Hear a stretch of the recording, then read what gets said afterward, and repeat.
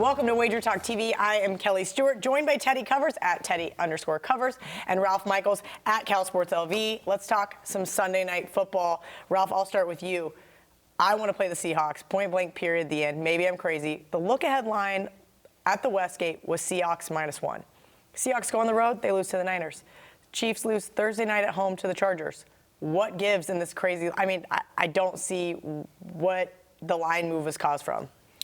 Yeah, I don't either. Obviously you have extra rest, but that was in the look-ahead line as well, and both teams off upsets as favorites. But I don't think Seattle's loss didn't hurt them. I mean, they're going to be in the same spot.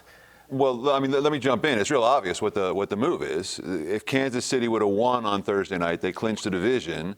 Now Kansas City's fighting for the division. So what the markets are saying is that it's as much of a must-win for KC as it is for Seattle. So the markets are giving maybe a truer power rating number. But then again, my power rating number. You think they made it with the exception that they would win in the look-ahead line? Sure, with the thought, yeah, absolutely. Because they were a 3-point favorite. Exactly. So that's built into the next week. Yeah. Okay, great point. Okay. All right. Well, here's a Seattle team. I know home field advantage. Stop for a minute, okay. though. Did you see Chris Carson's touchdown run last week? No, the one-yard one. That might have been the single best one-yard run in NFL history. And I remember watching Barry Sanders have like a 2-yard loss one time and go, oh, my God, that was the best 2-yard loss I've ever seen. But if you haven't seen it, watch it. Find the clip on YouTube. It is a runner refusing, it was on 4th down, yeah. And he refused. I mean, it was like the will that if someone defines the will to win, Seattle had it on that play, and then spent the rest of the game shooting themselves in the foot and getting 14 penalties. They were the most penalized team in the NFL last year, and we saw more of that in the loss. I'm sorry, I cut you off. No, you're good. I'm just looking at the Seattle team, and I know we don't put as much stock into home field advantage in the NFL. But the 12th man, you can't deny it. It's a rockin' stadium. It gets loud there. I understand Russell Wilson. He is not some elite quarterback, but he has been playing complete football. As you mentioned last week, they did beat themselves on several occasions, especially being penalized. But they have a three-headed monster here with these running backs. And I don't think Kansas City's defense is going to have an answer.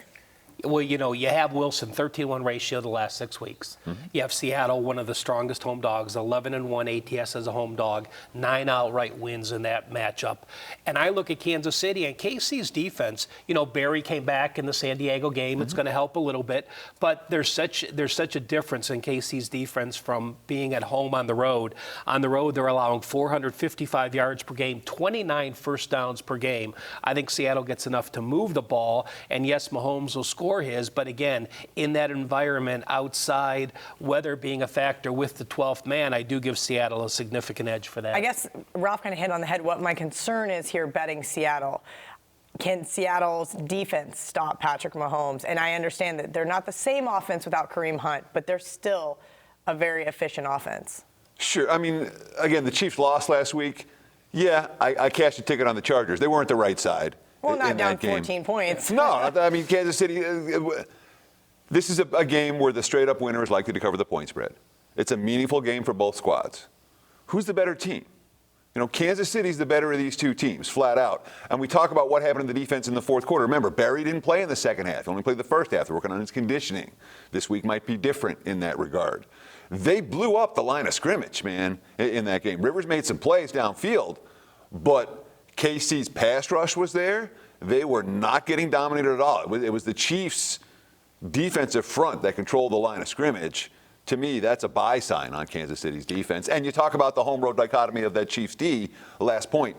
They played a bunch of really good offenses on the road. They went and played L.A. on New England. New England. So in a short sample size, you're going to see that type of dichotomy when you play the better offenses you faced on the road.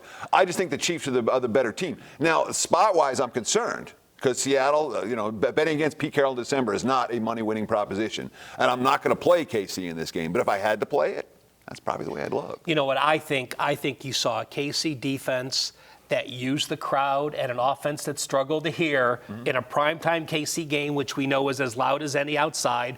Well, Seattle's that second loudest thing, where I think KC's offense now struggles and that defense can get off and perform. I think when you have a home field edge, I think the O-line is probably, and the D-lines are the most affected of all positions because of hearing the cadences and changing the plays. So we'll disagree on that point. We'll see what happens and how many sacks Seattle can get against KC.